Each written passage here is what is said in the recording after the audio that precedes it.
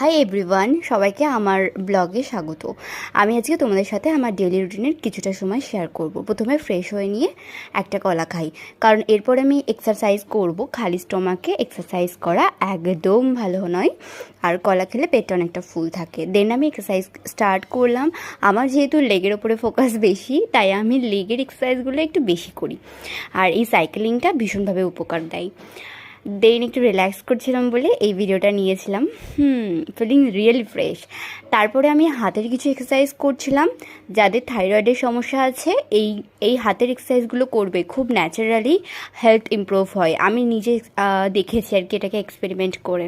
তারপরে একটু butterfly pose করছিলাম, আর তাছাড়াও আরও কিছু করেছি যেগুলো আমি অন্য দিন দেখাবো। আর দেন একদম লাস্টে আমি ব্রেথিং করি, কারণ একদম হাঁপানোর পরে যখন ব্রেথিং করি আমার হেলথটা খুব শান্ত হয়ে যায়। দেন স্নান করে নিই, ব্রেকফাস্ট করে নিলাম। টাটা।